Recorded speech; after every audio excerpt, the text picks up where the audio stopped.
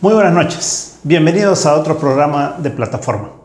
Hoy vamos a hablar un poco sobre la situación financiera internacional y cómo está impactando eso en el país, qué ventajas tiene también para nosotros y cuáles son las oportunidades que puede haber para el nuevo gobierno en vista de lo que está ocurriendo a nivel internacional.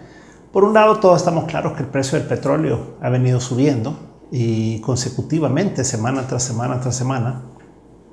Cuando uno lo ve en los mercados internacionales, cuando lo ve en la Bolsa de Valores de Nueva York, por ejemplo, uno ve que todos los días está teniendo una fluctuación principalmente hacia arriba, y eso ha llevado a que en el país pues haya que subir el precio de la gasolina, y estamos viendo pues que cada quincena que se da el ajuste de precios en El Salvador, pues ha venido habiendo una subida en el precio de los combustibles. Por ejemplo, la gasolina ha tendido a subir cerca de 70 centavos en las últimas semanas, y eso pues impacta significativamente tanto en el bolsillo de cada uno de nosotros como en la situación macroeconómica, digamos, o sea, en la situación de balanza de pagos, o sea, influye sobre cuánto pagamos nosotros de factura petrolera e influye en las importaciones que estamos haciendo nosotros de gasolinas. Entonces, ese impacto que estamos viendo reflejado así directamente en El Salvador,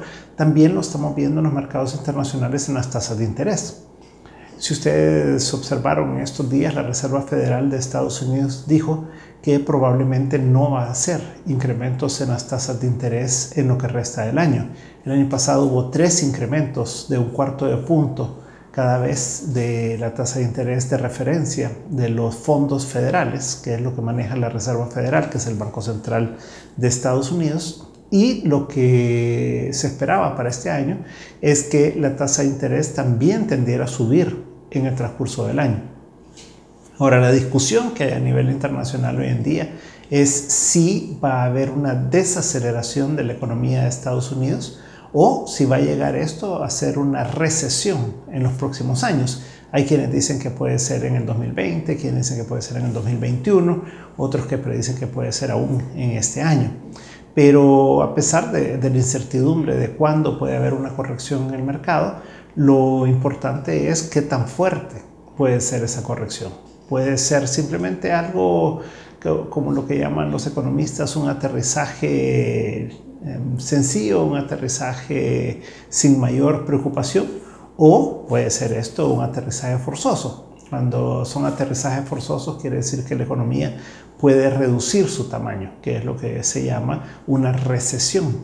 Entonces no hay un consenso, obviamente que todavía es muy temprano para poder pensar ya y decir claramente qué es lo que va a ocurrir, pero lo que sí creo que todo el mundo coincide es que en algún punto en el futuro cercano va a haber una corrección en el mercado internacional. Entonces, volviendo al punto de la Reserva Federal, al decir que no va a haber incrementos de tasas de interés en este año, que por lo menos así como se ve la perspectiva económica de que ya no está creciendo la economía de Estados Unidos como venía creciendo, que ya no hay un peligro de que la inflación vaya a subir, entonces eso implica que los bonos de referencia, que son los bonos de 10 años de Estados Unidos, han tendido a reducir su precio, su tasa de interés, han tendido a subir o a mejorar su precio. Y lo que eso lleva es que todo lo que se referencia, todo lo que se asocia a la tasa de interés de los bonos de 10 años de Estados Unidos, que son las emisiones de bonos de los diferentes países emergentes, principalmente los de América Latina, lleva a que la tasa de interés que pagaríamos ahora, por ejemplo, es más baja que la tasa de interés que se pagaba en diciembre. ¿Por qué? Porque en noviembre, diciembre, la tasa de interés de los bonos de 10 años andaba más o menos a 3.20 y ahora anda más o menos en 2.50, 2.48. Entonces, lo que eso implica es que más o menos 0.7% menos que pagaría El Salvador si emitiera bonos en este momento que si lo hubiera hecho a finales del año pasado. ¿Por qué es importante esto?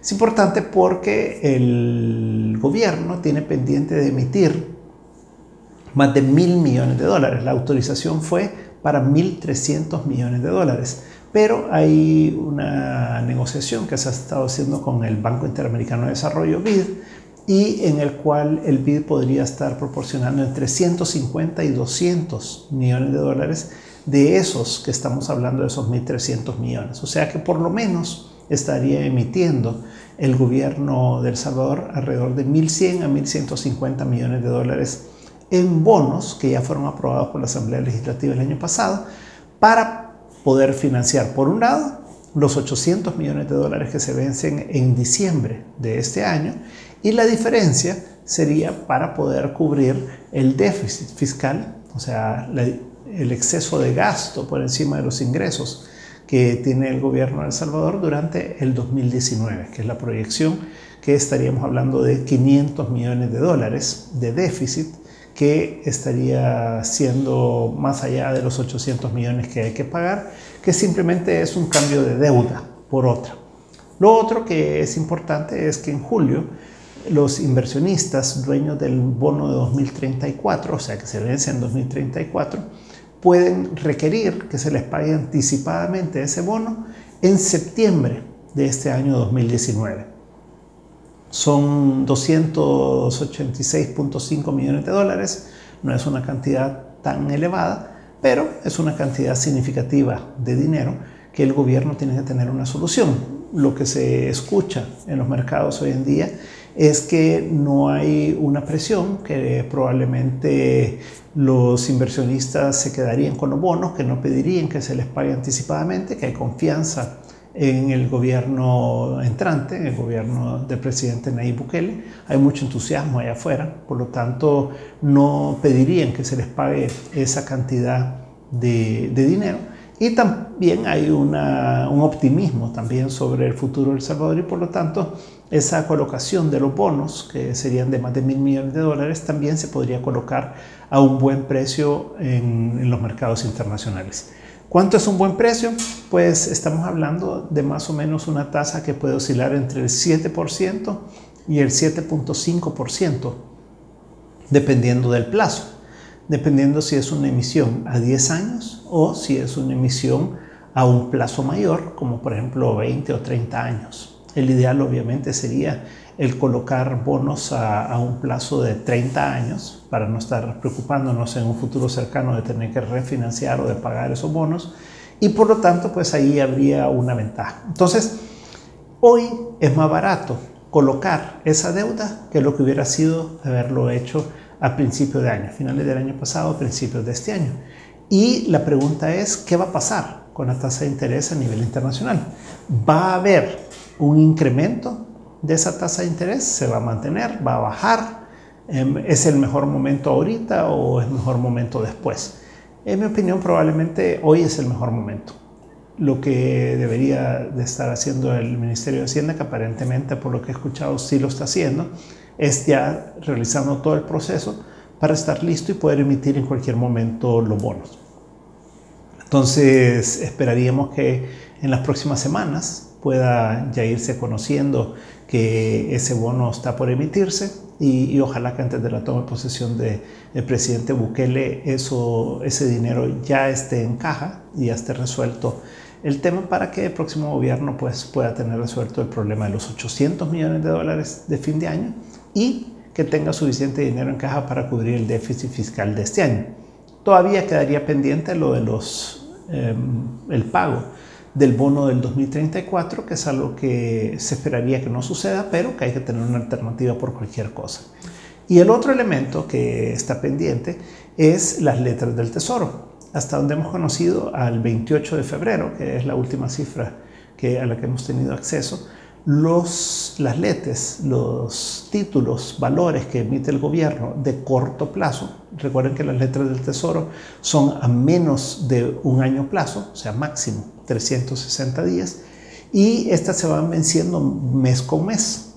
El cierre del año pasado fue alrededor de 800 millones de dólares, pero al 28 de febrero se ha conocido que son 904, casi 905 millones de dólares los que tiene emitidos el Ministerio de Hacienda. Entonces la pregunta es, ¿qué va a pasar con esa emisión, con esa cantidad de letras del Tesoro que están vigentes? y qué va a hacer el próximo gobierno para poder pagar esas deudas.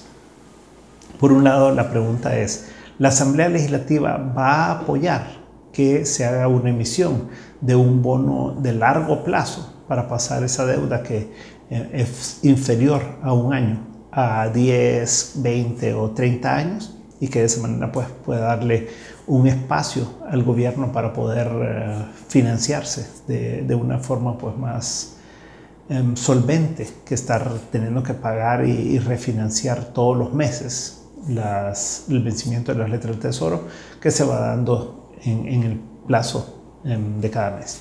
Entonces, eso es otro tema que va a tener que resolver el próximo gobierno, y pues con las condiciones internacionales que hay de liquidez, de un buen nombre de El Salvador, que ha mejorado un poco la calificación y que hay una buena perspectiva futura, entonces puede ser un buen momento para que se considere el ir resolviendo todos esos problemas financieros. El próximo gobierno debería estar trabajando, y espero que así lo esté haciendo, en ese sentido de tratar de resolver lo más que pueda de aquí al 1 de junio, para que antes que el gobierno saliente se vaya, deje resueltos una gran cantidad de problemas que han generado ellos y los gobiernos anteriores también, y que no le vaya a tocar al nuevo gobierno de entrada comenzar a resolver todos esos problemas. Recordemos que la Asamblea Legislativa pues está dominada por Arena y por el FMLN, quienes en conjunto tienen 60 de los 84 diputados, o sea que ellos dos se ponen de acuerdo y pueden tener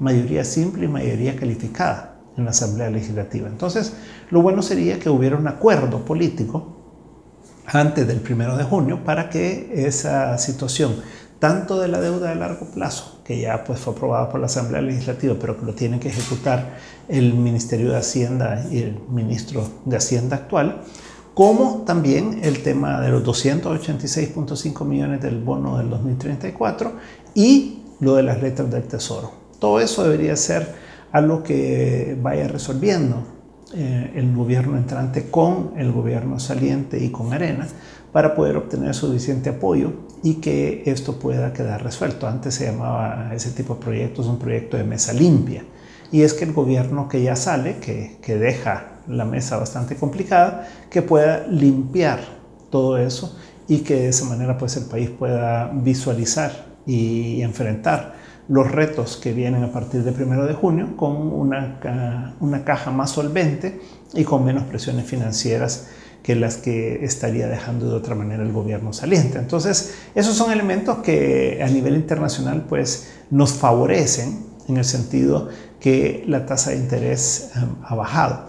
Ahora, en cuanto al precio del petróleo, como hablábamos, pues eso sí nos desfavorece. Y lo otro que no nos ayuda es que el precio del café, el precio del azúcar siguen estando bajos, y eso pues nos golpea doblemente, ¿verdad? Porque lo que nosotros exportamos vale poco y lo que importamos, como el petróleo, vale bastante. Y eso pues genera un problema para los salvadoreños en la medida que recibimos menos y pagamos más, ¿no? Entonces son elementos que están ahí. El tipo de cambio a nivel internacional, el dólar, nuestra moneda, ¿verdad?, pues ha tendido a mantenerse bastante fuerte. Observamos, por ejemplo, el tipo de cambio con el euro, que se ha mantenido ahí en más o menos 1.13, cuando recordemos que había llegado a más de 1.20 hace algunos meses, y luego bajó a esos niveles de 1.13, 1.12, y ahí se ha ido manteniendo en estos tiempos, lo cual demuestra la fortaleza de la economía de Estados Unidos y por lo tanto la fortaleza del dólar. Al comparar el dólar con otras monedas del mundo, pues vemos lo mismo, ¿verdad? O sea que se mantiene fuerte con respecto al dólar canadiense, al peso mexicano, a todas las monedas de América Latina y de Asia también. Entonces, sí, el dólar se mantiene bastante fuerte. Entonces, lo que queda claro es que el equipo de transición, aunque no haya sido nombrado oficialmente por el presidente electo, pues me imagino que él tiene su equipo que está trabajando en las diferentes cosas que va a tener que hacer en su plan de 100 días y en todo lo que va a tener que hacer una vez que tome posesión. Y por lo tanto, una de las cosas que deberían de estar considerando y actuando próximamente en eso, pues es el solventar toda la situación financiera del Estado. Por otro lado, a nivel internacional, pues hemos visto lo que ha ocurrido este día en particular con Assange. Aquella persona, ¿se acuerdan?, que es de origen sueco y que tenía una demanda en Suecia y que se había asilado en la Embajada de Ecuador en Londres, y que lo que estaban haciendo es que Estados Unidos trataba de capturarlo porque él fue el de toda aquella cantidad de documentos que fueron sacados ilegalmente, digamos, de todos los diferentes archivos que tiene bases de datos de Estados Unidos, que fue Wikileaks, que fue los que conocimos ya hace bastantes años, y aparentemente pues se ha capturado al señor Assange, y vamos a ver qué pasa ahí. Todo esto tiene implicaciones obviamente a nivel internacional y tiene implicaciones para Ecuador, pues es una persona que ha estado asilado por muchos años ahí.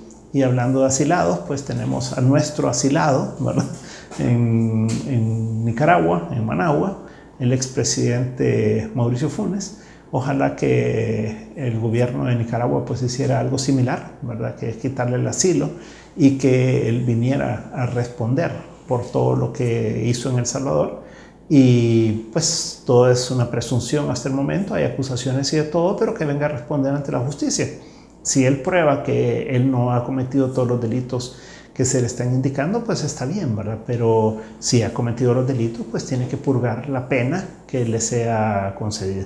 El gobierno de Nicaragua ha expresado que no lo va a extraditar al expresidente Funes porque considera que, no considera, sino que él está asilado en Nicaragua y por lo tanto no están ellos con la disposición de quitarle el asilo y mandarlo a El Salvador. Recordemos que él está asilado políticamente, como que fuera perseguido político, cuando él simplemente está siendo requerido por la justicia por delitos comunes, ¿verdad?, y no por delitos de carácter político. Así que vamos a ver ahí cómo avanza también todo eso. Entonces, a nivel nacional, lo que se está esperando ahora es una definición ya sobre qué va a ocurrir con la toma de posesión.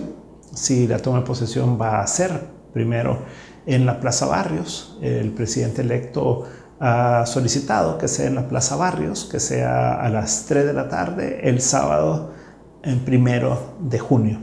Vamos a ver en qué resulta las reuniones que van a estar teniendo en la Asamblea Legislativa entre el gobierno saliente y el entrante. Se ve que hay mucha tensión entre ambos gobiernos y por lo tanto ojalá que eso se pueda ir resolviendo y que ya nos podamos concentrar realmente en los temas más importantes que tiene el país, que son el de ir resolviendo los problemas que tenemos, ¿verdad?, y más que en temas de forma, ¿verdad?, y que nos concentremos mejor en ir entendiendo cómo queda el gobierno.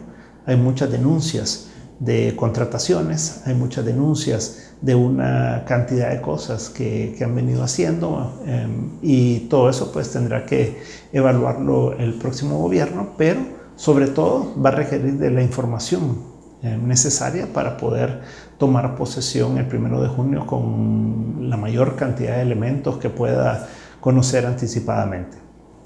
En resumen, pues hay un ambiente positivo a nivel internacional con el gobierno electo de El Salvador. Eso nos beneficia por la parte de una disposición de resolver los problemas financieros de El Salvador a través de las colocaciones de deuda que hemos hablado y a una tasa relativamente más baja que lo que pudo haber sido antes. Esto beneficiado obviamente por lo que está ocurriendo en la economía de Estados Unidos, que está tendiendo a tener un crecimiento un poco menor y que hay perspectivas de que puede caer en una desaceleración o aún en una recesión en los próximos años. Así que aprovechemos las oportunidades que se presentan. Ojalá que ya todos estos temas de esas discusiones estériles que hay en el país pues vayan siendo cada vez menores y que mejor nos concentremos en los problemas que son de fondo y que van a resolver la situación de todos los salvadoreños. Muchas gracias por habernos acompañado esta noche y nos veremos el próximo jueves si el Señor así lo permite. Muy buenas noches.